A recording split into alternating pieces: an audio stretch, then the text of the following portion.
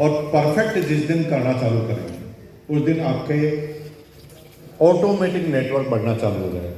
कुछ करने की जरूरत नहीं है, 7 प्रिंसिपल आप बनाइए और आपका नेटवर्क ऑटोमेटिक बढ़ना चालू हो जाएगा। कितने लोग गया तो नहीं ना कोई कॉमा? चलो बहुत बढ़िया, बैठ जाइए सब लोग, चल जाइए। ये 7 प्रिंसिपल है, पहले एक एक बार बात करते हैं। The first is motivation, number 2 is appreciation, number 3 is celebration, number 4 is education, number 5 is demonstration, number 6 is devotion and number 7 is determination। और 8 ये consistency मैंने बाद में लिखा। ये जो रूल है इसके ऊपर हम बात करने वाले हैं। Number 1 is motivation. दुनिया में सबसे सस्ता है मोटिवेशन। मोटिवेशन को लोग तवज्जो नहीं देते। लोग कहते हैं सेमिनार में जाके क्या करेंगे, मोटिवेट ही तो होंगे। मैं तो पहले ही मोटिवेट हूं, तो मुझे मोटिवेट होने की क्या जरूरत। इस मोटिवेशन को जो लोग समझ जाते हैं, ये मोटिवेट एक बार होने का सब्जेक्ट नहीं है, जिंदगी भर मोटिवेट कैसे रहें उसका। आपको मैंने पंप लगाया, कुछ बातें की, आप अभी मोटिवेट हो गए, लेकिन 2 घंटे बाद आप फिर डिमोटिवेट हो गए। तो ऐसे मोटिवेट होने का फायदा क्या है कि हवा भरो, हवा निकलाओ, हवा भरो, हवा निकलाओ, इसका फायदा नहीं। ऐसा मोटिवेशन जो अंदर घुस गया कभी निकलता ही नहीं, वो है मोटिवेशन। इस मोटिवेशन को अलग अलग तरह से हम लोग समझ सकते हैं। बहुत महंगी चीज है जिसकी वैल्यू कभी भी आपको नहीं मिलेगी। ये बहुत महंगी चीज है जिसकी वैल्यू कभी भी आपको नहीं मिलेगी, क्योंकि मोटिवेशन को लेकर हम समझते हैं तात्कालिक अंदर उथल पुथल चालू कर देना शरीर के अंदर, जिससे आप मोटिवेट हो जाते हैं। एक बार मोटिवेट से कुछ होगा ही नहीं। 2 जवान हैं आर्मी के, एक इंडियन आर्मी, एक पाकिस्तान आर्मी। दोनों जवानों ने अमेरिका में एक ही ट्रेनर के यहां पर ट्रेनिंग ली, कमांडो की। ट्रेनर एक ही। दोनों जवानों की नाम राशि भी सेम थी, डेट ऑफ बर्थ भी सेम थी, जन्म का समय भी सेम था, माँ बाप का नाम भी सेम। दोनों ही, एक पाकिस्तान की सेना में भर्ती हो गया, एक इंडिया की सेना में भर्ती हो गया। अब युद्ध हुआ, दोनों को सारे नॉलेज है क्योंकि ट्रेनर ही है। AK-47 चलाना आता है, डिफेंस करना आता है, सब कुछ आता है। दोनों एकदम परफेक्ट कमांडो। अब दोनों को भिड़ा दो, अब उत्तर देना है आपको, कौन जीतेगा। इंडिया तो इमोशन है, इंडिया पाकिस्तान वाले से पूछेंगे तो कहेगा पाकिस्तान। ये तो इमोशन हो गया, मैं तो साइंटिफिक उत्तर से था।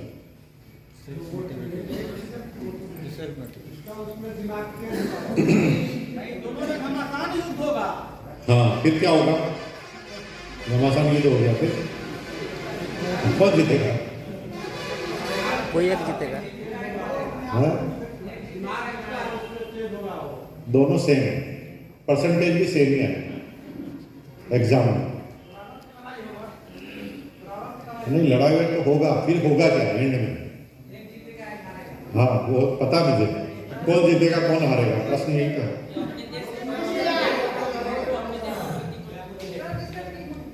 अब जो अपने देश के प्रति लड़ रहा हो तो वो भी अपने देश के प्रति लड़ रहा है। भारत पाकिस्तान का युद्ध हो रहा है, फिर क्या होगा? वो भी अपने देश के लिए लड़ रहा है, इंडिया वाला भी अपने देश के लिए लड़ रहा है, दोनों सेम है। सेल्फ मोटिवेशन किससे होगा, यही प्रश्न है ना, सब्जेक्ट ही वही है। किसी काम करने के मोटो से मोटिवेशन मिलता है, किसी काम करने के मोटो से मोटिवेशन मिलता है। एक इसलिए सेना में भर्ती हुआ है कि मुझे 80,000 सैलरी मिलेगी और घर का पालन पोषण हो जाएगा, एक का उद्देश्य है। एक का उद्देश्य है भारत मां पर आंच नहीं आनी चाहिए।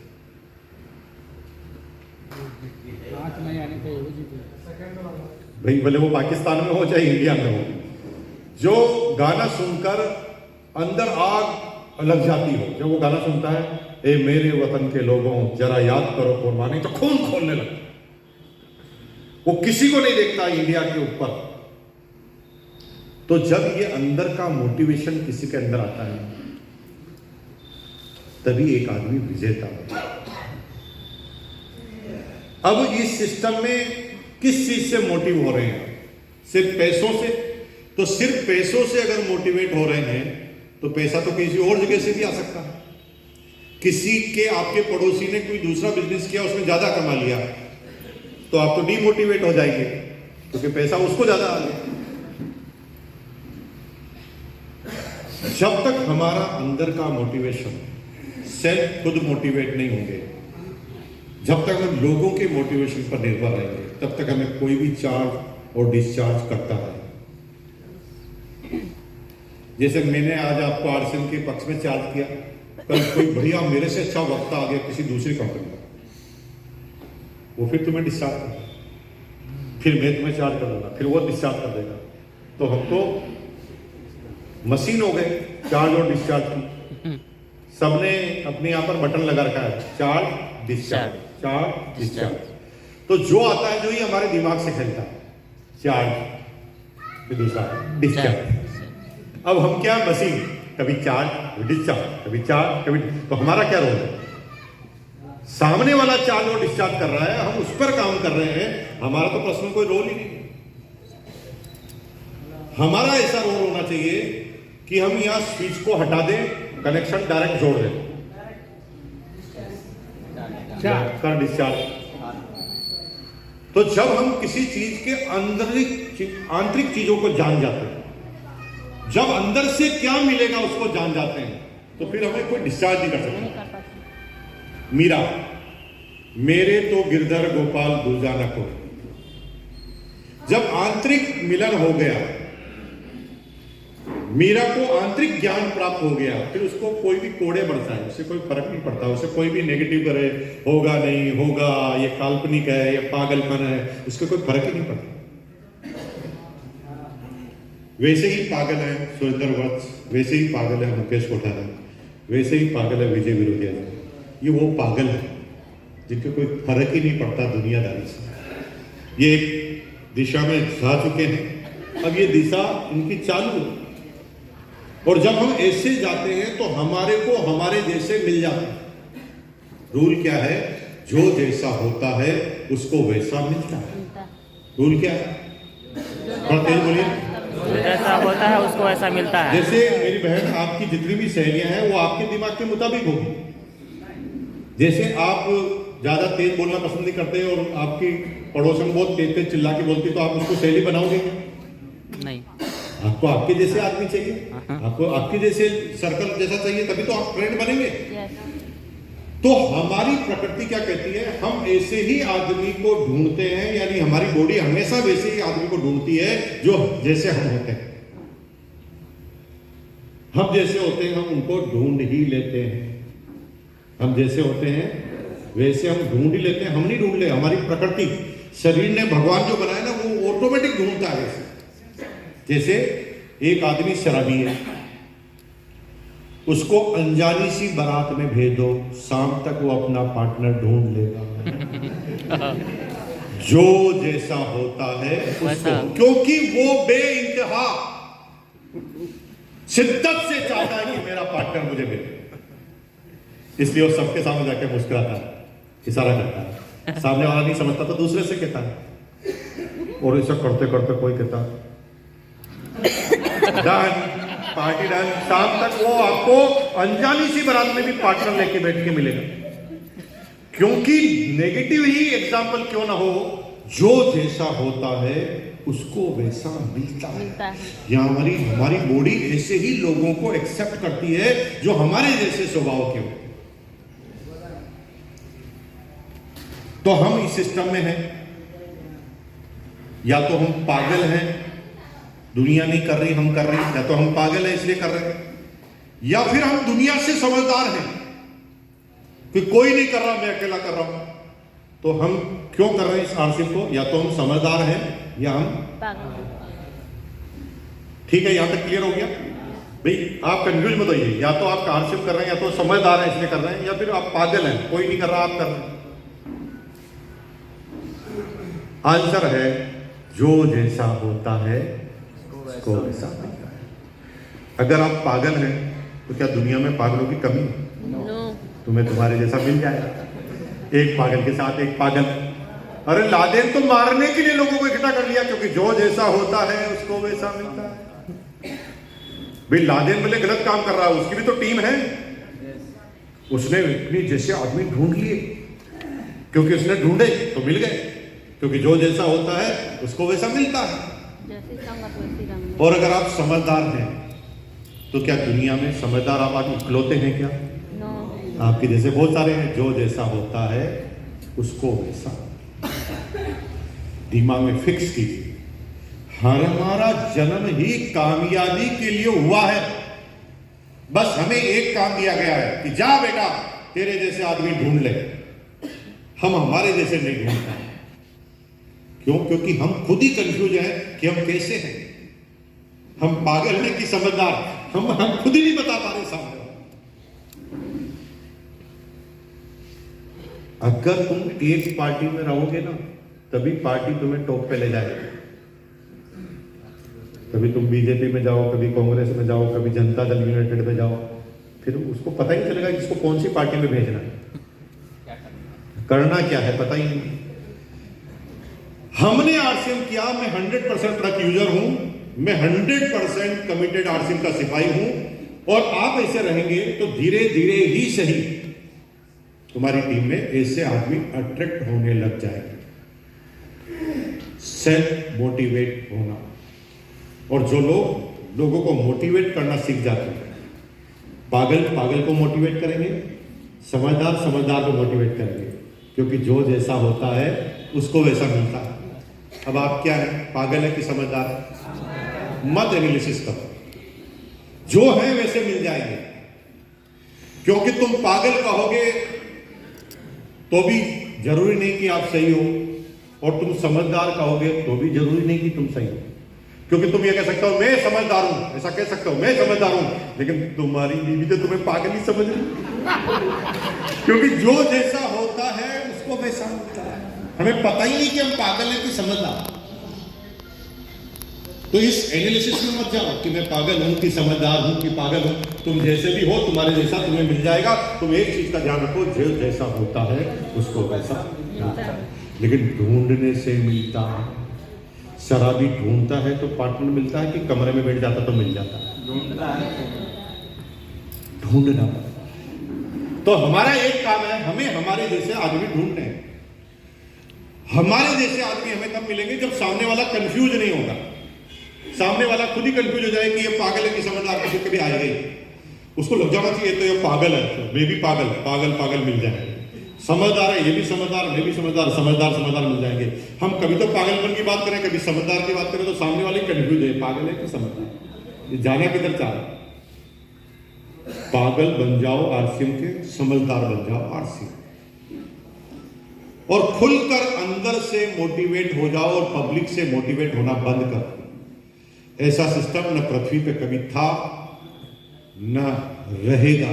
ये एकमात्र सिस्टम है जो आत्मा से चालू हुआ है। आदरणीय टीसी छाबड़ा सर की आत्मा से चालू हुआ है। यहां पर सिर्फ पैसा ही नहीं, पैसा होता तो आरसीएम भी 500 रुपए के साबुन लेकर आ जाता, आरसीएम में भी हजारों रुपए के प्रोडक्ट होते। यहां पर पैसा महत्व नहीं है। यह भारत की आर्थिक आजादी का अभियान है, और हम पैसों के थ्रू ही आर्थिक आजादी ला सकते हैं। इसलिए पैसों के थ्रू कर रहे हैं, क्योंकि लोगों को पैसों के थ्रू ही समझ में आता है। इसलिए पैसों का जरिया है हमारा, और उन प्रोडक्ट के थ्रू ही जा सकते हैं। ऐसा एक सिस्टम बताओ जो आरसीएम से चेंज नहीं होगा। इंडिया में टैक्स चोरी, आरसीएम अगर सब लोग करें तो टैक्स की चोरी कोई कर ही नहीं सकता, क्योंकि एक नंबर में इनकम आती है, जीएसटी पूरा देना पड़ता है, इनकम टैक्स आप छुपा ही नहीं सकते। 2 नंबर के सारे काम मत। प्योरिटी, आरसीएम प्योरिटी प्रोडक्ट इसलिए देगा क्योंकि डायरेक्ट कस्टमर से मिला हुआ। अमिताभ बच्चन नहीं हमारे साथ। खराब होगा तो साला दूसरे दिन आपने अपने पड़ोसी को बताया, अपने रिश्तेदार को बताया, वो तुम्हारी भेंट पकड़ लेगा। डायरेक्ट सेलिंग में क्योंकि डायरेक्ट रिलेशन कस्टमर के साथ रखना पड़ता है, इसलिए डायरेक्ट सेलिंग के प्रोडक्ट खराब प्रोडक्ट बनाना चाहे तो भी नहीं बना सकते। मार्केट में खराब प्रोडक्ट क्यों मिलते हैं? क्योंकि डुप्लीकेट मार्केट में बिकते हैं, क्योंकि कस्टमर मार्केट में घूमते हैं। इसलिए कोई इंडाना घी लेने गया है तो उसे डुप्लीकेट भी मिल जाता है, क्योंकि इंडाना के नाम से कोई भी छाप सकता है। लेकिन डायरेक्ट सेलिंग का प्रोडक्ट डायरेक्ट सेलिंग की कंपनी की दुकान पे ही मिलता है, इसलिए मार्केट में मिलता ही नहीं। तो मार्केट में मिलता नहीं तो डुप्लीकेट करेगा कौन? डायरेक्ट सेलिंग की कंपनी अपने खुद के प्रोडक्ट थोड़ी डुप्लीकेट करेगी। डायरेक्ट सेलिंग की कंपनी प्रोडक्ट देती है तो उस पर पीवी देना पड़ता है, और पीवी जिस प्रोडक्ट पे देना पड़ता है वो आइडेंटिफाई प्रोडक्ट होता है कि ये इसी कंपनी का प्रोडक्ट है, तभी पीवी मिला है। बाकी मार्केट से आरसीएम का प्रोडक्ट ले लेगा तो पीवी कैसे लोगे? हिंदू मुसलमान हो रहे हैं, हिंदू मुसलमान सारे इसलिए हो रहे हैं क्योंकि एक दूसरे का रिलेशनशिप नहीं, लेकिन सबको अपनी अपलाइन डाउनलाइन बना दो। मुसलमान को अपलाइन, मुसलमान को डाउनलाइन, हिंदू को अपलाइन, हिंदू को डाउनलाइन। साला झगड़ा ही कैसे करेंगे? कोई अपनी डाउनलाइन अपलाइन को मरने देगा? जैसे तुम्हारी ए और बी लेन में दोनों मुसलमान रूबी, अब दंगा होता है, तुम उसे बचाओगे कि छोड़ोगे? ये तो तुम उड़ जाओगे। समझ मेरी बात? सारा लपड़े ही खत्म। अपलाइन डाउनलाइन रिलेशनशिप बता दी तो सारी जाति धर्म वाद विवाद प्रति सब सारी चीजें खत्म डायरेक्ट से। और बहस करके बताओ, मेरे सामने लाओ, आपकी दुनिया के विद्वानों को अपन बताते हैं डायरेक्ट सेलिंग से क्या मिलता है। ये उस लेवल का काम है जिसको आप पैसों से तोड़ 10,000 20,000 50,000। अरे ये शुरुआती कई फंड इसलिए दिया जाता है कि आपका जीवन चले, थोड़ा पेट भरे, क्योंकि भूखे पेट भजनन न होए गोपाला, ये ले तेरी कंठी माला, ये आपने कहा, इसलिए पैसों के थ्रू जाना पड़ता है। लेकिन ये एक ऐसा चारित्रिक निर्माण है कि अगर आपने बच्चों को अभी से इन्वॉल्व किया तो दूसरे बच्चों के आईक्यू और आपके बच्चे के आईक्यू में रात दिन का अंतर होगा। दूसरे बच्चे का आईक्यू पबजी खेल रहा होगा और तुम्हारा बच्चा जय आरसीएम कर रहा होगा और वो प्राण गीत बोल रहा होगा, प्राण गीत उसे याद होगा, जिसका घर आरसीएम मय है। उनके बच्चों को आप थोड़ा देखना ढंग से, पता चल जाएगा उनकी एजुकेशन दूसरे के एजुकेशन में रात दिन काटता है। मुझे अपने बच्चों को कुछ भी समझाना नहीं पड़ा, मेरे बच्चे ऑटोमेटिक करते हैं, क्योंकि वो चीज हम अपनी डाउनलाइन के साथ करते हैं, डाउनलाइन के साथ करते हैं, वो सीखते हैं, तो उनके अंदर संस्कार आ गए ऑटोमेटिक। तो ये जिस दिन आत्मज्ञान प्राप्त हो जाएगा, सेल्फ मोटिवेट हो जाओगे, फिर तुम्हें कोई मोटिवेट नहीं करना पड़ेगा, तुम्हारा कनेक्शन डायरेक्ट। यहाँ पे स्विच है ना, पूरा हटाओ नेगेटिव पॉजिटिव का, डायरेक्ट कनेक्शन करो, जोड़ दो, टेप लगा डन। तो जो लोग खुद मोटिवेट होते हैं, अब यहां पर दूसरों को मोटिवेट करना तो आता है आपको, जैसे आप अगली स्लाइड में देखेंगे, ये इसी में देखें, शब्दों से दिखाने से, दो चीजों से मोटिवेट आप कर सकते हैं।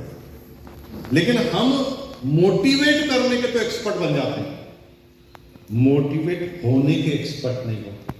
दोनों में रात दिन का अंतर है। एक वक्ता है मेरी जैसे, आके बड़ी बड़ी बातें करे, खून खोलाने वाले, तो आपको तो मोटिवेट कर दिया, लेकिन मैं अंदर खुद ही मोटिवेट नहीं, उसके लिए मैं क्या कर रहा हूं?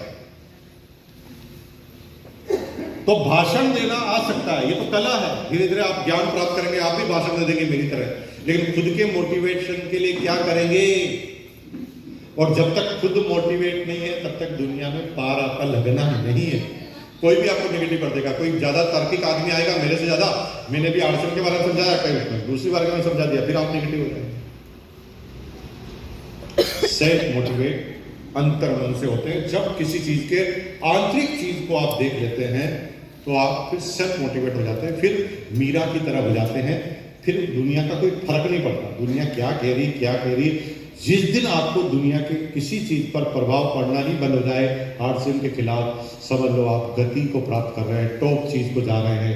दुनिया की कोई ताकत अगर तुम्हें टॉप का लेवल बढ़ने से रोक नहीं सकती। सेल्फ मोटिवेट, सेल्फ ड्रिवन का है ना, किसी के कार में बैठना नहीं, खुद की कार।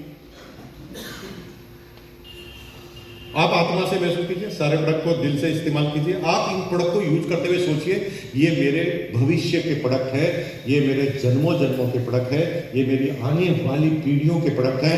और ये सिर्फ सोहन पपड़ी नहीं है, ये सिर्फ गुलाब जामुन नहीं है, इस गुलाब जामुन की मिठास मेरी अगली 10 पीढ़ियों को आने वाली है। जब ऐसा सोचकर खाएगी ना, तब गुलाब जामुन का टेस्ट 10 गुना बढ़ जाएगा। बाकी चूस के थूक दोगे तो कितने गुलाब जामुन आपने पहले खाए, उससे तो कोई फर्क नहीं पड़ा। इसी गुलाब जामुन से आ रही समझ में बात? आइए पॉइंट नंबर 2 पे, यानी मोटिवेट करना है और मोटिवेट रहना है। करना तो सब लोग नहीं सिखाऊंगा, आपको आता है, सेमिनार इस्तेमाल करते हो। होना है, अभी जितने भी पढ़े लिखे लोग हैं ना, सबसे बड़ी बीमारी ये होती है। मेरे टीम में, मैंने भिलवाड़ा में एक बड़े अधिकारी को ज्वाइन कराया, राजस्थान कैटेगरी का अधिकारी, 1 ग्रेड का। वो बॉस है, मतलब 200-500 आदमी काम करते हैं उसके नीचे, बॉस। तो मैंने उसको आरसीएम समझाया, बहुत अच्छा मैंने बोला, बोलने से मोटिवेट किया, वो मोटिवेट हो गया, शॉर्ट टर्म उसने ज्वाइन कर लिया। ज्वाइन करने के बाद मैंने मीटिंग में ले गया, वो और ज़्यादा मोटिवेट हो गया, उसने 10 आदमी को ज्वाइन करा दिया। फिर एक मीटिंग में ले गया, फिर वो फिर मोटिवेट हुआ, फिर अगली बार 20 को ज्वाइन करा दिया। फिर तीसरी मीटिंग हुई भिलवाड़ा में, हर पहले संडे को मीटिंग होती है, तो मैंने फोन किया, सर मीटिंग है आ जाओ। आज नहीं आ रहा। मैंने कहा क्यों नहीं आ रहा? आज मेरा कोई आदमी नहीं आ रहा। और वहां तो मोटिवेट ही करेंगे ना, मैं कोई नेगेटिव हूं जो मोटिवेट हो जाऊंगा?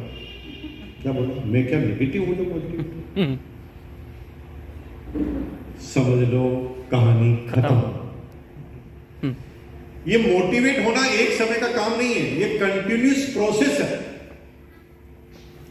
हर बार होना पड़ेगा और रोज रोज होना पड़ेगा।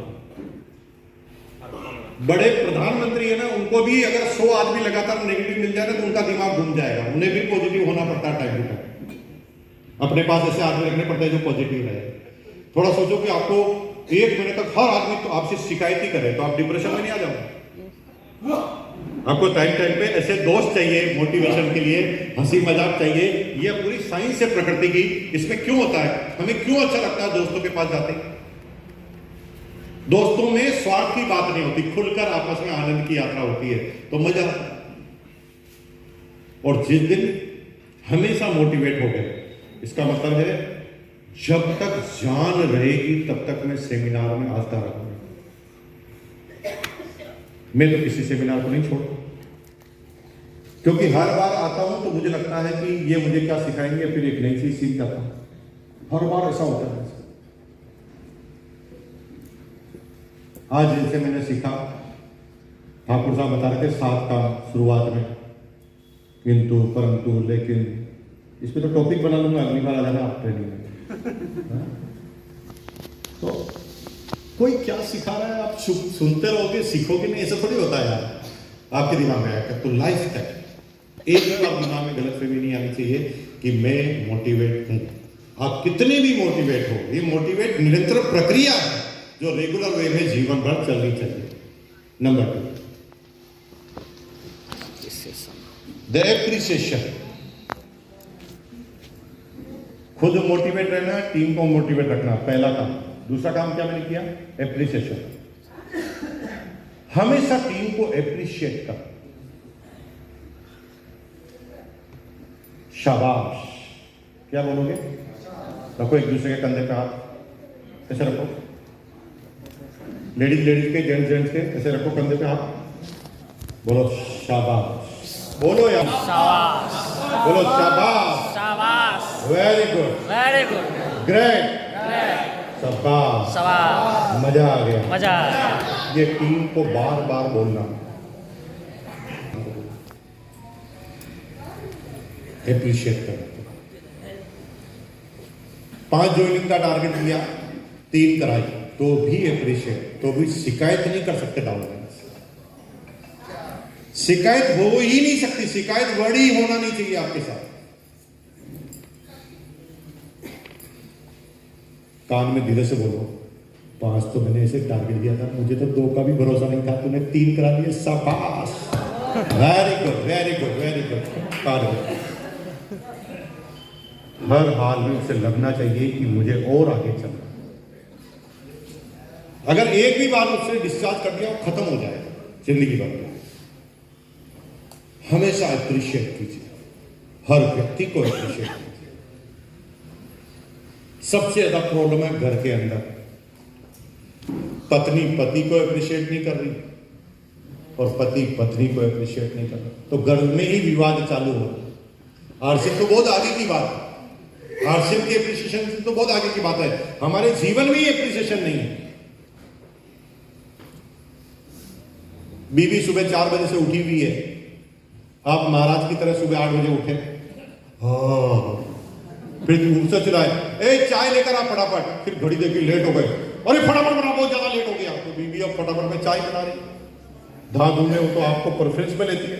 अब चाय इतनी जल्दी तेज गति से बनाई कि शुगर डालना ही भूल गई। अब प्रश्न नंबर 1, ये शुगर नहीं डाली, ये गलती क्यों हुई, बता सकते हैं? जल्दबाजी में तो कई बार सही भी बन जाता है। नहीं, आप समझ नहीं पा रहे। ये शुगर डली नहीं चाय में, ये गलती क्यों हुई? नहीं, बताओ। उनको जल छोड़ने की ये चाय में शुगर इसलिए नहीं ली क्योंकि सामने वाले ने चाय बनाई। चाय बनाती नहीं तो कैसे कम करती? आपने जो बनाई उस पर ध्यान नहीं दिया, शुगर कम डला उस पर ध्यान दिया। अगर वो तुम्हें कहती है तुम्हारी चाय तुम बना लो, बताओ गलती होती? तुम्हें कहती है भाई मैं गुलाम हूं क्या तुम्हारी, चलो तुम्हारी चाय तुम बना लो, गलती होती? उसने चाय बनाई इसलिए शुगर डालना भूल गए। तो याद चाय बनाई है वो रहना चाहिए, शुगर याद नहीं रहनी चाहिए। यही तो प्रॉब्लम है बार बार। जो भावना समझ नहीं रहे हो, जो गलती हो गई उसके पीछे पड़ गए, ये गलती हो गई। फिर चाय में शुगर नहीं है, फिर पी के मुंह बिगाड़ रहे हैं, सुबह सुबह दिमाग खराब कर दिया। एक चाय ढंग से बनाने के लिए कहता वो भी नहीं बनाती है।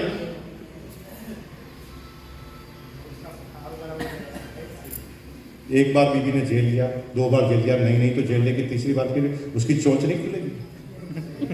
तुम ही खोलना दांत को, फिर उसकी खुलेगी तो इतनी खुलेगी कि तुम्हारी जिंदगी भर के लिए बंद होगी, परमानेंटली बंद होगी। समझो बात को। अभी जोक्स तो बहुत मच जाते हैं बीवी के ऊपर, लेकिन आप थोड़ा सोचो ना कि जोक्स के पीछे की कहानी क्या है।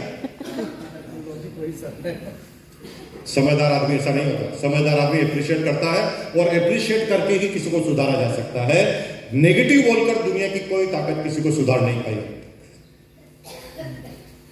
बीवी अगर शक्कर डालना भूल गई है और पता चल गया कि शुगर नहीं है, तो इसको सही करने का तरीका बताता हूं। नेगेटिव मत बोलना। सही करने का तरीका है, पहले पियो और पता लगा लो कि शुगर नहीं है, और फिर इसी एक्शन को रीटेक करो बीवी के आने के बाद। चाय पियो, कुछ मत बोलो, बीवी की तरफ गौर के देखो और बोलो, मशीन है क्या? काम काम काम, पूरे दिन भर काम काम काम काम के अलावा कुछ दिखता है? तुम तो भूल ही गए कि तुम्हारा पति भी है। याद है तुम्हें हमने पिछली बार कब साथ में बैठ कर चाय पी थी? वो थोड़ा शर्माई, पिछली बार यार इज्जत मिली है। ओके ठीक है, मैं भी चाय लेकर आता हूँ, पीते हो? नहीं, एक ही कप से पिएंगे, एक सिप तुम, एक सिप मैं। पहली सिप उसके सामने पीजिए, बिल्कुल भी दिखाना नहीं है चेहरे से। पहली सिप पीनी है, बिल्कुल भी दिखाना नहीं है चेहरे से कि शुगर नहीं है। ऐसे पीना जैसे सब कुछ ठीक है। फिर उसे पकड़ा दो। अब वो सारी बातें वही बोलेगी जो पहले तुम बोलने वाले थे। ट्रांसफर कर दिया ना डायलॉग। अब तुम्हारा दिमाग क्यों खराब कर रहे हो? वो खोलेगी, दिमाग खराब है जी तुम्हारा, इसमें तो शुगर नहीं है, तुम पी कैसे रहे हो, तुम्हारा टेस्ट खराब हो गया, टेस्ट बड खराब। सारी बातें तुम बोल रहे हो, जो तुम्हें बोल वो बोल। सिस्टम ही उल्टा कर दिया, रिवर्स पूरा का पूरा सिस्टम हो गया। तो यहां पर आपको क्या करना है? यहां पर रुकना नहीं है, मजाक जैसा नहीं लेना, उसे बोलना डार्लिंग। जब सुबह सुबह तुम्हारे गुलाबी होठ किसी चाय को छू जाए तो शक्कर किसको याद आए? वो एकदम अप्रिशिएट हुई।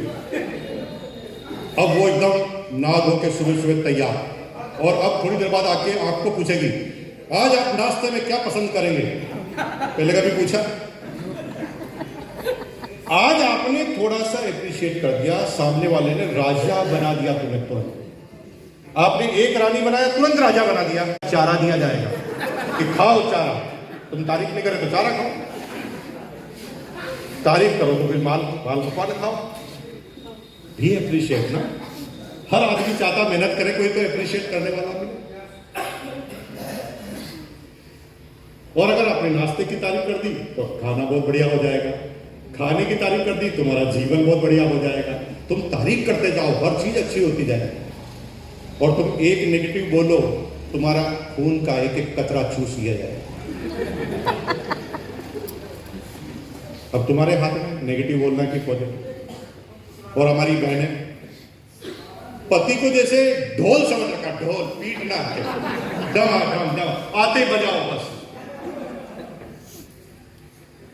पत्नी को लगता है कि मेरे पति ने किया ही किया। एक लाइन तो सोचो कि उसके बिना हमारा जीवन क्या है, परिवार का। एक लाइन हटा के देखो तो आपको पूरा सिस्टम समझ में आएगा कि उसका महत्व क्या है पूरे परिवार के अंदर, सिस्टम क्या है। वो केवल नाम का पति नहीं है। एक पति जब सुबह उठता है तो उसके मन में कुछ भी नहीं होता, सिर्फ अपने परिवार को छोड़कर कि मेरा परिवार टॉप पे जाना चाहिए, प्रायोरिटी उसके लिए। वो पूरी दुनिया से लड़ने भिगड़ने की ताकत रखता है। एक व्यक्ति परिवार की तरफ उंगली उठा देना तो वो पूरी दुनिया से भिड़ने के लिए तैयार हो जाता है, जिसका सुबह से शाम तक एक ही मकसद है। और शाम को आते ही श्याम श्याम श्याम श्याम, अरे क्या लगा रखा। पति को थोड़ी देर के लिए राजा बनाओ, वो तुम्हें पूरी जिंदगी भर महारानी बनाए। ये दोनों तरीके से होना चाहिए। पति आया, थोड़ा मुस्कुराया, चाय पानी के लिए पूछ लिया, पूरी दिन है ना सुनाने के लिए, जो सुनाना, थोड़ा मुर्गे को मजबूत करो पहले, एकदम सीधा जाके सुनाना, ऐसा थोड़ी वाला। दोनों एक दूसरे को अप्रिशिएट करो। पति को बोलो थैंक यू, आपकी वजह से हमारा जीवन चल रहा है, थैंक यू वेरी मच।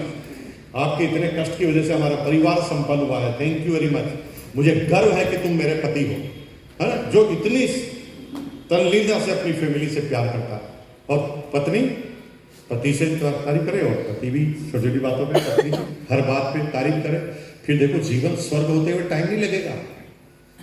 थोड़े थोड़े दिन शुरुआत में भिड़ते ही आज से करोगे तो बीवी को थोड़ी शंका होगी आपके ऊपर कि साला अब तक ये कुछ नहीं कर रहा था, आज का ऐसा क्यों कर रहा है। तो थोड़ा आप डोज धीरे धीरे देना चालू करना, एकदम तेज गति से पहले ही डोज आज ही दे दिया तो पोल खुल जाएगी पूरी की पूरी। धीरे धीरे हाँ, धीरे धीरे मतलब धीरे धीरे 5-7 दिन में लेवल पर लेकर आओ। 5-7 दिन में आपको परिवर्तन नजर आएगा। तो आज के बाद एप्रिशिएट करेंगे, चाहे वो परिवार हो, चाहे डाउनलाइन हो, चाहे वो अपलाइन हो, चाहे वो क्रॉस लाइन हो। Appreciate appreciate appreciate. टीम को हमेशा एप्रिशिएट कीजिए। द सेलिब्रेट, उत्सव बना दीजिए जिंदगी को, सेलिब्रेट कीजिए। टीम की छोटी छोटी सफलताओं को सेलिब्रेट करना, घर में छोटी छोटी सफलताओं को सेलिब्रेट करना। बीवी का जन्मदिन है, सेलिब्रेट का मतलब केक लाना नहीं है। सेलिब्रेट का मतलब मोमबत्ती और अगरबत्ती जलाना नहीं है। सेलिब्रेट का मतलब एक आदमी की खुशी में ज्यादा लोगों का सम्मिलित होना। सेलिब्रेट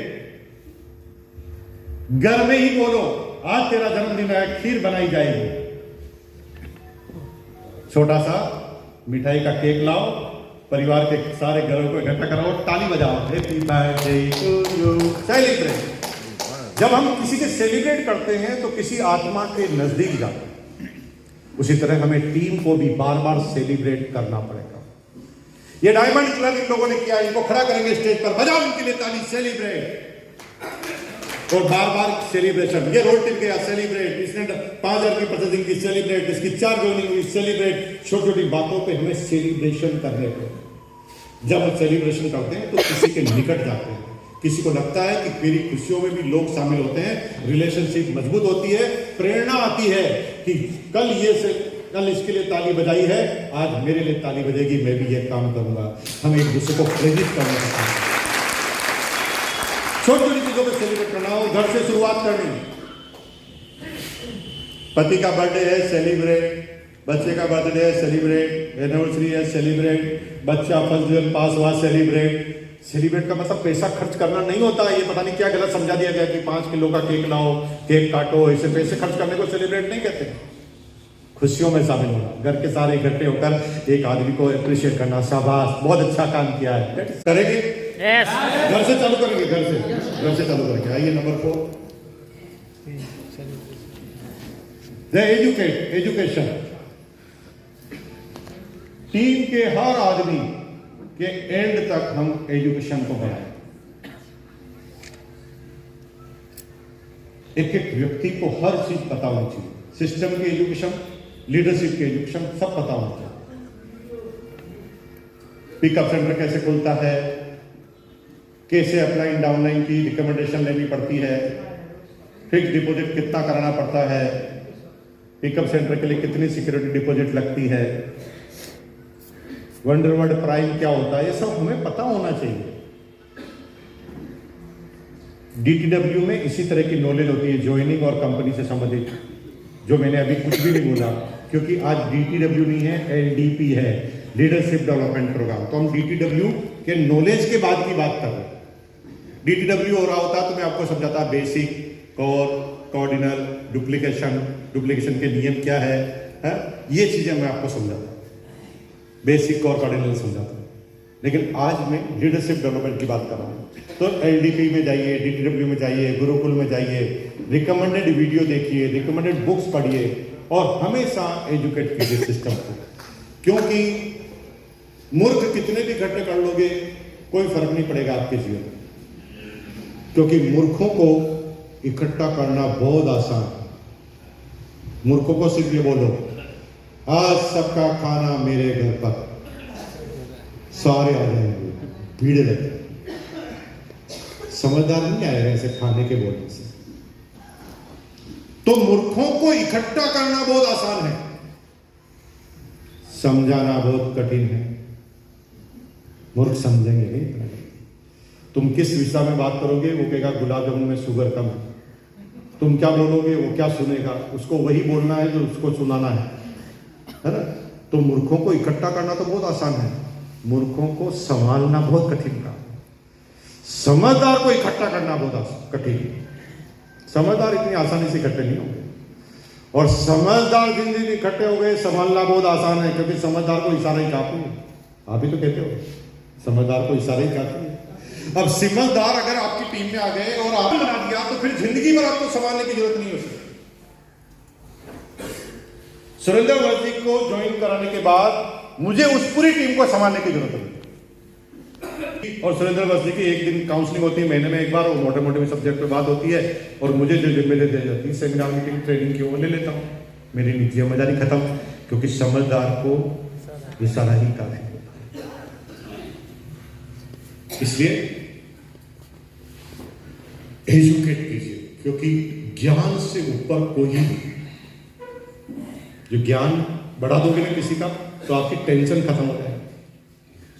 हर चीज का ज्ञान, डुप्लीकेशन।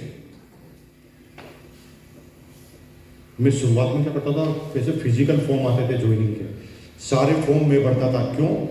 क्योंकि मुझे लगता था कि कोई गलती कर देगा, क्योंकि एक फॉर्म है ना 20 रुपए का आता था पैसा, तो फॉर्म खराब हो जाएंगे ना। तो मैंने कहा सारे फॉर्म में भरूंगा। तो टीम में कोई सीखता ही नहीं था, सब मेरे पास आते थे फॉर्म लेके, किसी को कुछ भरना ही नहीं आता, सारी टेंशन मेरी बढ़ गई। अब महीने के एंड में ना मैं रात भर जगह जगह फॉर्म भरता था डुप्लीकेशन को। जब मुझे लगा ये गड़बड़ हो गई, तो मैंने क्या किया, ज्ञान देना चाहा। किसी आदमी को ज्वाइन करना होता ना, तो मैं कहता हूं ले तेरा फॉर्म तू खुद भर। वो कहा नहीं सर आप भरो, गलती हो जाएगी। मैंने कहा गलती हो जाएगी तो मैं हूं ना, गलती होने नहीं दूंगा, भर मेरे सामने।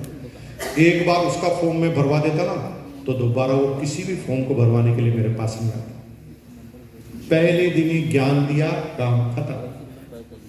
तुम सबका काम खुद करोगे तो फिर तुम ही करोगे, दुनिया में और कोई काम करेगा ही नहीं। इसलिए हर व्यक्ति को सब कुछ समझा दो जो तुम्हें आता है। दुनिया के किसी भी बिजनेस में जो आपको आता है दूसरों को समझा दोगे, तुम दिवालिया हो जाओगे। यही ऐसा सिस्टम है जिसमें आप अपनी टीम को समझा दोगे तो आप आजाद हो जाओगे। जो भी आपको पता है सब समझा दो टीम।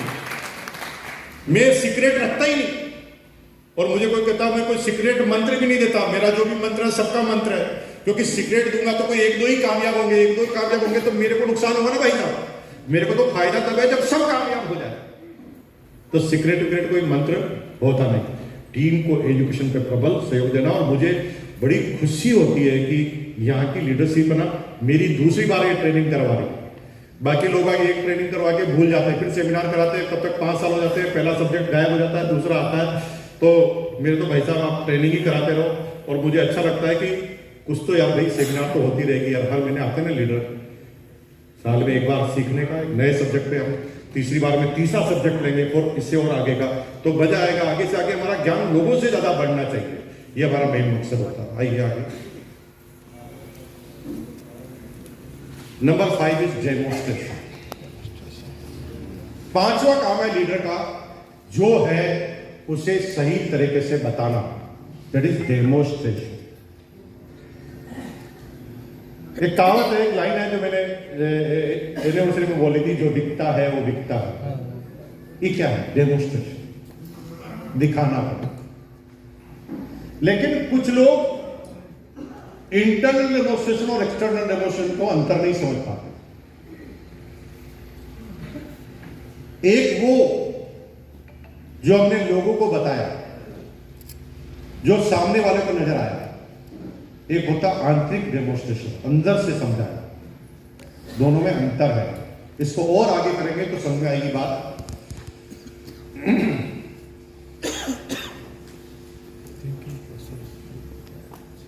ये इंटरनल डेमोस्ट्रेशन में सबसे पहले थिंकिंग प्रोसेस, हमारे सोचने की क्षमता का डेमोस्ट्रेशन करना है, helping other and ideal citizen. Result को आप बता दोगे कि मेरे उल्टी आया, टेक्निकल आया, लेकिन अच्छा इंसान हूं ये कैसे बताओ? और जब तक ये नहीं बताओगे ना बाबू कि मैं अच्छा इंसान हूं, तब तक अच्छे इंसान तुम्हारी टीम में आएंगे। मैं रोटी पे आया 25,000 का चेक, जैसे बहुत सारे उल्लू के पट्टे आएंगे जो 25,000 का देख के आ जाएंगे, उससे कुछ होगा? उसे लगना चाहिए कि मैं ऐसी सोसाइटी के साथ आ गया हूं जहां पर मैं पूरी तरह सुरक्षित हूं, ये अच्छे लोग हैं जो मेरे संस्कार को कभी खराब नहीं होने देंगे। दिखाइए, क्योंकि जो दिखता है वो दिखता है। एग्जाम्पल देता हूं, समझ में आएगा।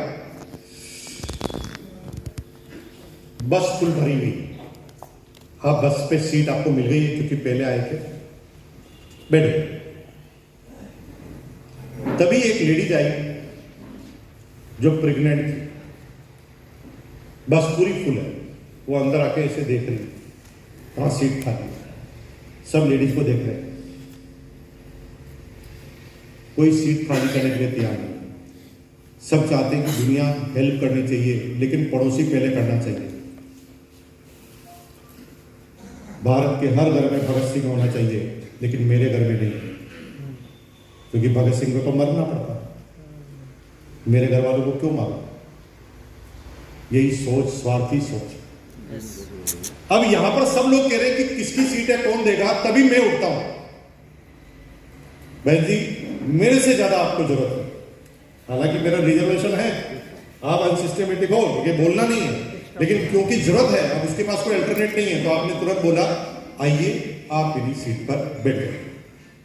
अब क्या हुआ, बस में 50 आदमी है, तुम्हारे इस डेमोस्ट्रेशन को देखे, जो खुद नहीं उठे, लेकिन तुमने उसे जागृत कर दिया। ऐसा करके उनके मन में भाव बदल गए, ऐसा देखते ही आप उठे, बहन जी आप बैठ जाइए, मैं खड़ा हो जाता हूं, आपको ज्यादा जरूरत है। अब ऐसा होते ही पड़ोसी के भाव बदले, पड़ोसी थोड़ा सा यूं खिसका, भाई साहब थोड़ा आप भी बैठ जाओ, थोड़ी जगह करता होगा। भाव कैसे बदला? आदमी से आदमी का तो बदलता ही नहीं, लेकिन आदमी ने किया डेमोस्ट्रेशन, वो एक लेडीज के लिए उठा, दूसरे के भाव बदले, उसने कहा भाई साहब थोड़ी सी जगह देता हूं, मैं खिसक जाता हूं, आप भी थोड़ा बैठ जाइए। अब जो पड़ोसी आपके पास बैठा है ना, उसके दिमाग में आपका नक्शा ही बदल गया है। उसके दिमाग में अब आम आदमी नहीं है आप, अब खास आदमी। अब आपको इज्जत और सम्मान की निगाह से वो पूरी बस की यात्रा के दौरान देखेगा, और उसे कुछ कहने की जरूरत नहीं है। वो पानी भी लाएगा तो आपसे पूछेगा, चाय भी पिलाएगा तो आपसे पूछेगा, क्योंकि उसे लगा है कि ये सामान्य इंसान नहीं है, ये एक्स्ट्रा ऑर्डिनरी है, क्योंकि आपने अपना डेमोस्ट्रेशन ही ऐसा कर दिया। अब आप कुछ भी बताओगे सामने वाले के भेजे में घुसेगी, क्योंकि आपने इंटरनल डेमोस्ट्रेशन बदल दिया। अब आप बिजनेस की भी बात करोगे तो उसे हेल्प की बात ही लगेगी, क्योंकि उसे पता है कि ये लोभी स्वार्थी आदमी नहीं है। वही बात समझ, तो हमें आइडियल सिटीजन, हेल्पिंग अदर और थिंकिंग प्रोसेस को बदलना है। कुछ गलत नहीं है, कोई बुरा है ही नहीं, संस्कार गलत है। एक घर में 2 बच्चे पैदा हुए, दोनों जुड़वा थे, एक ही तारीख को एक ही समय पे पैदा हुए, दोनों के माँ बाप मर गए, दोनों बच्चे, एक गए डॉक्टर के घर में, एक गया लादेन के घर में। डॉक्टर वाला थोड़ी दिन बाद डॉक्टर बन गया, लादेन वाला लादेन बन गया। अब बताओ इसमें बच्चे की क्या गलती? हम उल्टे हैं, हम आदमी को कहते हैं ये आदमी गलत। आदमी कैसे गलत हुआ? उसके आसपास के एरियाज का वातावरण जैसा है वैसा आदमी हो गया। आदमी तो वही होगा ना जैसा आदमी आसपास का वातावरण होगा। अब लादेन के पास रहोगे तो लादेन बन जाओगे, और अगर आप किसी जैन संत के पास रहोगे तो जैन बन जाओगे, माहेश्वरी के पास रहोगे तो माहेश्वरी बन जाओगे। जैसे आदमी के पास रहोगे वैसा आपका डेकोरम बन जाएगा। इसमें उस आदमी से नफरत करने की जरूरत क्या है? कर्मों से नफरत करनी चाहिए ना, आदमी से नफरत क्यों? गलत काम करने वाला है बेचारा, इसका ज्ञान नहीं था, इसको कोई ज्ञान देने वाला नहीं मिला, अब इसकी सोच ही ऐसी है तो क्या कर सकते हैं? हमें ज्यादा प्रॉब्लम नहीं आनी, डेमोस्ट्रेट करना इंटरनल, फिर आइए एक्सटर्नल डेमोस्ट्रेट। ये सुधार कर लिया तो जीवन में ही सुधार आ जाएगा, लोग बाग आपसे प्यार करने लग जाएंगे। मैं एक्सटर्नल डेमोस्ट्रेट की बात कर रहा हूं, उसमें 90% लोग गलत करते हैं। जो दिखता है वो दिखता है। सबसे पहले ग्रूमिंग, अगर आप ढंग से नहीं रहे, बाल बाल जमे नहीं रहे, दाढ़ी वाड़ी मुड़ी नहीं रही, तो लोग बाग शक्ल से ही समझ जाएंगे कि यार आदमी किस तरह का है। कादर खान को भिखारी बनाना होता है डायरेक्टर को फिल्म में। डायरेक्टर हूं मैं, आप कादर खान हैं, मुझे आपको फिल्म में रोल में भिखारी बनाना है, तो मुझे सूट पहनाना पड़ेगा कि फटे कपड़े? फटे कपड़े। कॉमन सेंस है, यानी फटे कपड़े देखकर हम समझ जाते हैं कि ये भिखारी। इसका मतलब यही है ना, तभी तो डायरेक्टर कहता है अरे भाई इसके बाल थोड़ा बिखेरो, दाढ़ी को इधर उधर बढ़ाओ और इसके कपड़े फाड़ो, गंदे करो, जूते फाड़ो, हाँ अब ये लग रहा है भिखारी। ऐसे ही करता ना। तो इतना बड़ा महत्व है हमारी भूमि।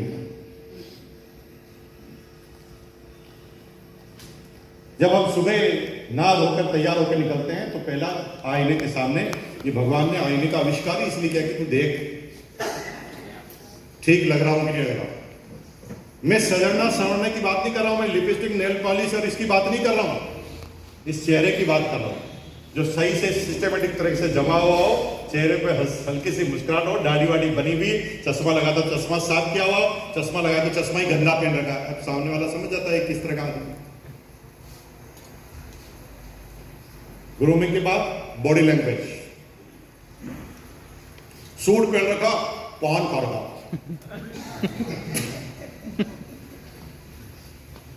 लोगों को क्या पता नहीं है, पागल है वो, किस लेवल के आदमी सब पता, हर आदमी को लेवल पता हो। अच्छे कपड़े पहन रखे, खुजला रहे ऐसे ऐसे सबके सामने, इंप्रेशन तो डाउन होगा यार। कभी प्रेसिडेंट को ऐसे खुजलाते हुए देखा? नहीं। खुजल भी आ रही है तो अंदर जाके खुजल भी आ रही है सबके सामने। द प्रोडक्ट डिस्प्ले, अब आरसी में आप कर रहे हो तो आपको प्रोडक्ट का दिखाना पड़ेगा ना, डेमोस्ट्रेट करना पड़ेगा। कितने ऐसे हैं जिन्होंने घर पे डिस्प्ले वॉल लगाया? 30%, 40%। अरे भाई जो दिखता है वो बिकता है, बिना उसके काम ही नहीं चलेगा। आप प्रोडक्ट घर पर ही नहीं बताओगे तो पता किससे लगा कि आप करते क्या? एक दुकानदार है जिसने सारा सामान गोडाउन में रखा हुआ है, दुकान खाली है, बोर्ड पे कुछ लिखा हुआ नहीं, वो बैठा हुआ है, कितना माल बिकेगा? फिर कॉमन सेंस है यार भाई। घर पर आप सामान सजा के नहीं रखोगे तो घर में आने वाले को पता कैसे चलेगा कि आप करते क्या? ये तो कॉमन सेंस है। कौन सा माल सजाना है? अरे बेचने वाला माल नहीं सजाना, फिर गलत फहमी है तुम्हारी। जो हम यूज करने लाए हैं उसको सजाना है। अब बताओ इसमें तो क्या प्रॉब्लम है आपको? यूज तो करने लाते हो ना आप, उसको सामान को इतना ढंग से समझाओ। 2 महीने का एक साथ लाना है राशन, 1 महीने का नहीं लाना। 1 महीने का इस्तेमाल करना है, 1 महीने का सजा हुआ रहने देना है, और ये साइकिल घुमाते रहना। शुरुआत में 2 महीने, फिर 1 महीने लाते रहना। 1 महीने का माल हमेशा आपके डिस्प्ले वॉल में रहना चाहिए, घर में यूज होना चाहिए। ऐसा करने से आपका जो माल पड़ा हुआ वो बिकना चालू हो जाएगा। क्योंकि पड़ोसी रोज आ रहा चाय की पत्ती देख रहा, रोज आ रहा चाय की पत्ती देख रहा, लेकिन ले नहीं रहा, क्योंकि पड़ोसी के अंदर जलन होती है। पड़ोसी दुख दर्द का साथी है, सुख का नहीं। हेलो, घर में कोई दुख दर्द आएगा तो पड़ोसी तुम्हारा साथ देगा, लेकिन घर में तुम्हारे कार आएगी ना तो पड़ोसी कहेगा ये 2 नंबर का काम करता है। पड़ोसी दुख का ही साथी होता है, सुख का नहीं। तो पड़ोसी रोज चाय की पत्ती देखेगा लेकिन लेगा नहीं, क्योंकि उसे पता है कि मैं लूंगा तो ये करोड़पति बन जाएगा, और ये करोड़पति बन जाएगा तो मेरा पड़ोसी कैसे रहेगा, ये तो मुकेश अंबानी का पड़ोसी बन जाएगा, साला मैं इसको अपना ही पड़ोसी रखूंगा, इसलिए वो तुम्हारे से कभी नहीं लेगा। लेकिन जो दिखता है वो दिखता है, एक दिन भगवान से लेता है।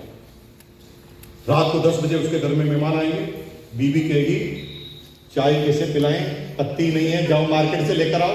तब वो बाहर निकल के देखेगा तो 10 बजे तो मार्केट बंद हो गया और पत्ती कहीं मिलेगी नहीं, तभी याद आएगा शर्मा जी।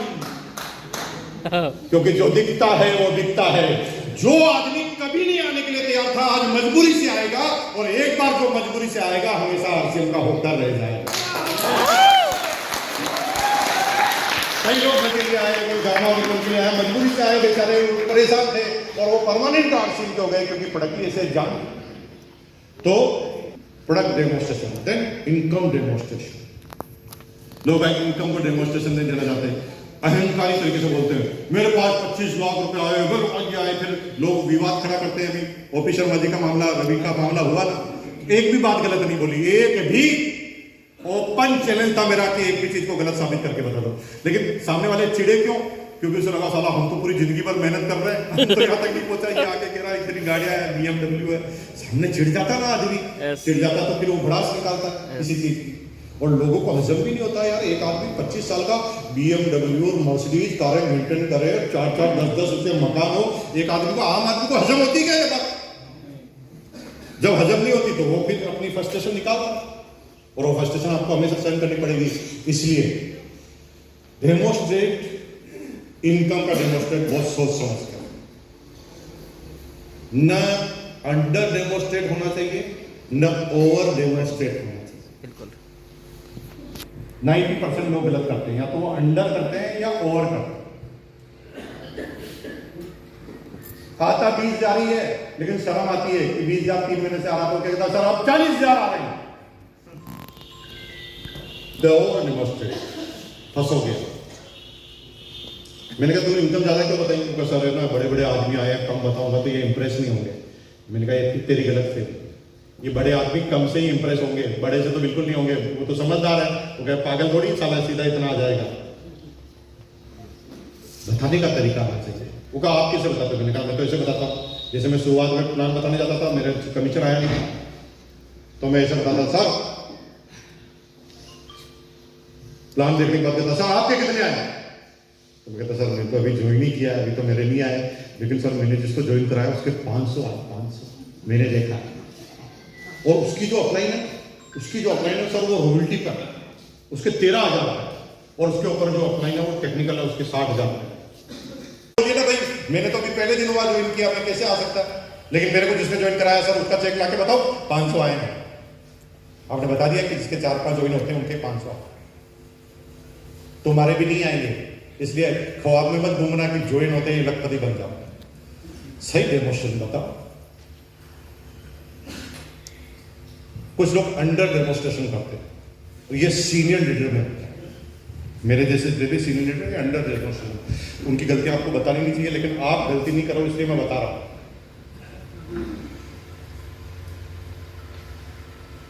इनकम आती है 5 लाख रुपए पर मंथ, और बस के धक्के खाते हुए लीडर आगे आए। इसको कैसे जस्टिफाई करोगे कि इसको इनकम आती है? क्योंकि दुनिया तो वही देखती है, जो देखती है वही मानती है, क्योंकि जो दिखता है वही बिकता है। अब तुम्हारी 5 लाख की इनकम आ रही है ना, तो भी तुम बस पे लटक के आ रहे हो तो कोई बिलीव ही नहीं करेगा कि 5 लाख की इनकम। 10 लाख की इनकम आ रही है, लेकिन भाई साहब धर्मशाला में रुक गए हैं 750 रुपए के रूम में। कैसे समझाओगे आप दुनिया को कि आपको 10 लाख की इनकम आती? आपको सिस्टमेटिक डेमोस्ट्रेट करना पड़ेगा, जैसे है वैसे तो दिखो, और मत करो, अंडर मत करो, लेकिन है जैसे तो दिखाओ। अगर मेरी 40,000 की इनकम आ रही तो मेरा 40 जैसा स्टेटस होना चाहिए। अगर मेरी 1 लाख की इनकम आ रही तो 1 लाख जैसा स्टेटस होना चाहिए। अगर मेरी इनकम 5 लाख आ रही तो 5 लाख जैसा स्टेटस होना चाहिए। 90% या तो अंडर करेंगे या ओवर करेंगे, या तो कंजूस बन जाएंगे या फिर और खर्चा कर देंगे। पहला चेक आया, आईफोन लेकर आ गया लोन पर, तो अगले महीने तो बिजनेस थोड़ी बचाएगा, अगले महीने तो तेरा ध्यान इसी पे रहेगा कि साला लोन की किस्त कैसे जमा करो। तो उल्टा हो गया तेरा काम। न अंडर करना है न ओवर करना है, जो है उसको सही तरह से लोगों के सामने रखना है, इज द एक्चुअल डेमोस्ट्रेशन। तो 4 डेमोस्ट्रेशन बताए।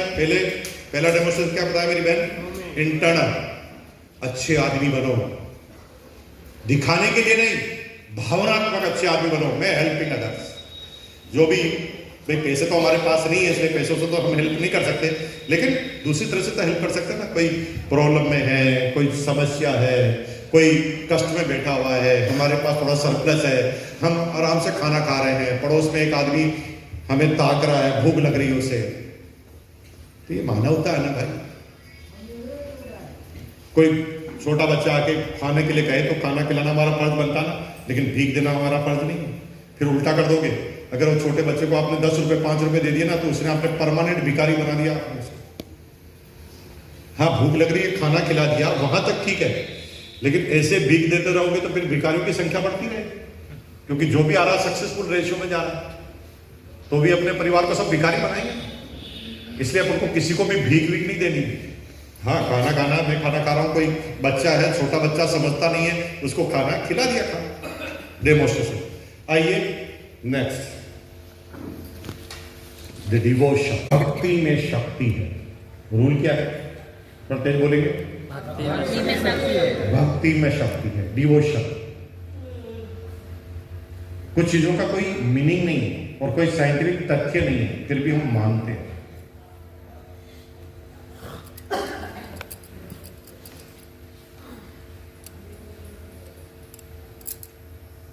मानते हैं।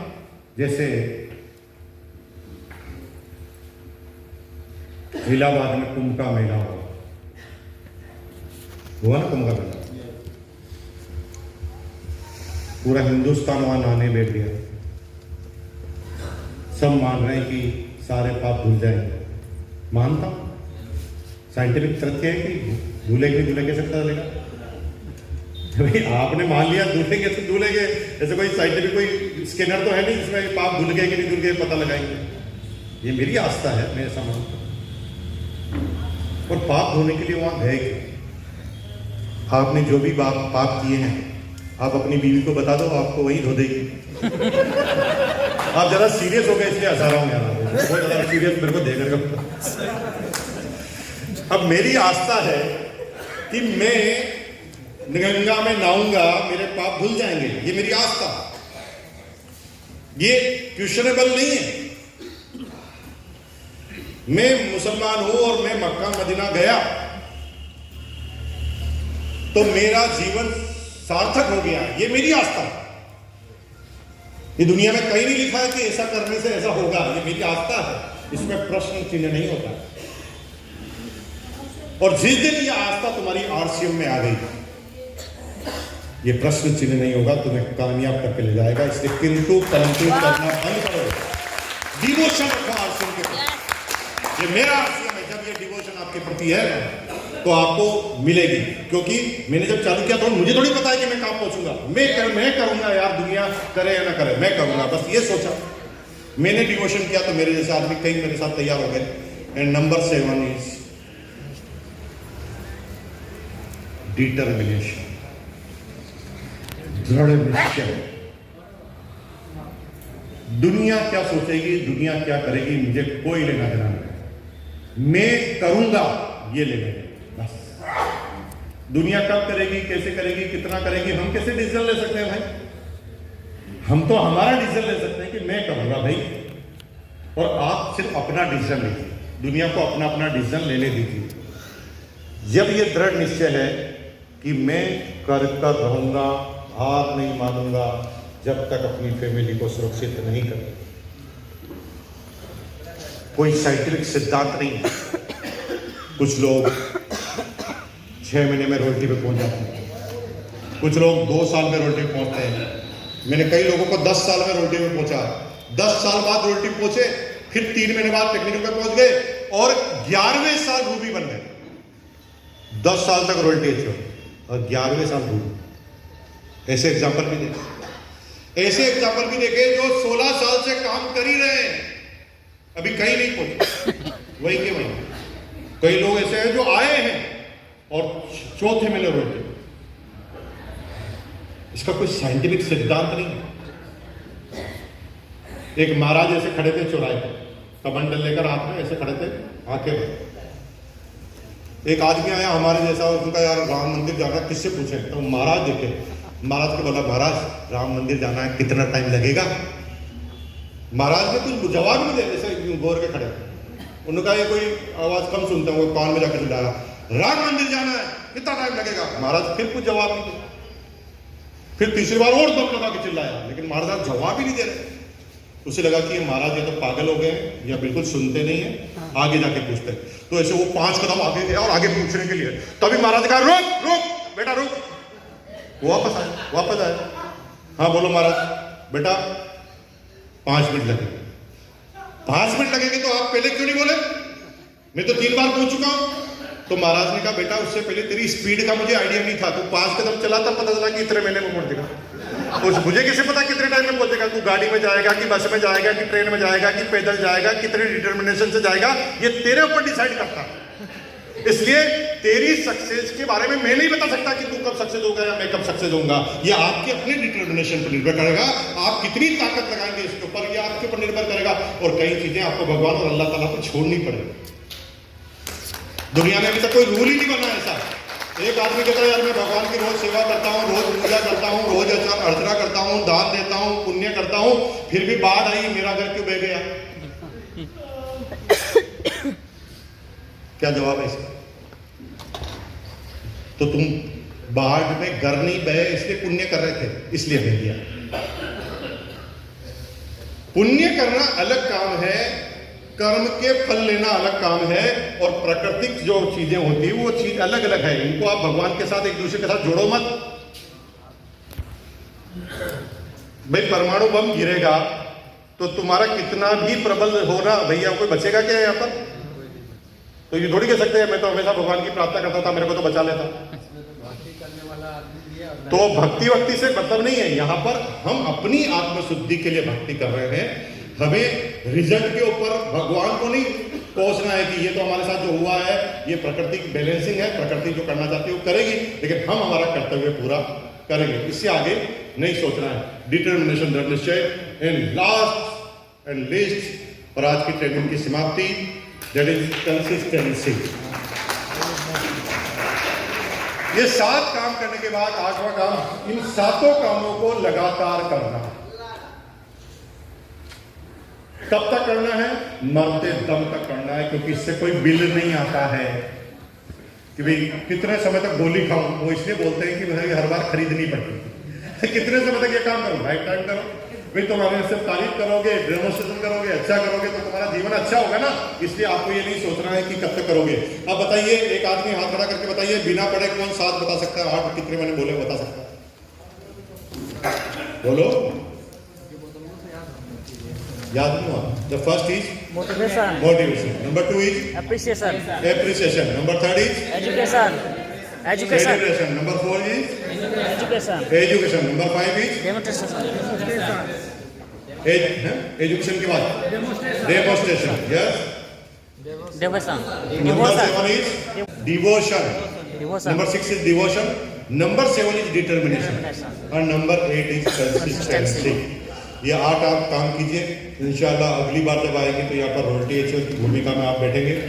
आप लोग यहाँ आए और खासतौर से मेरी बहनें सुबह से बैठी हुई यहाँ पर मैं सल्यूट करता हूँ।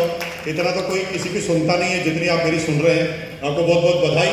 बोलिए एक बार मेरे साथ हाथ खड़ा करके जय श्याम। अंदर से बोलिए, आत्मा से बोलिए।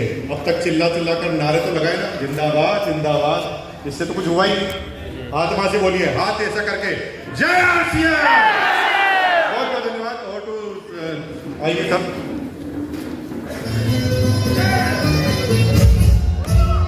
बहुत बहुत धन्यवाद आप सभी लोगों का। और जो आपने आज सीखा है उसके लिए एक बार सर को धन्यवाद करें।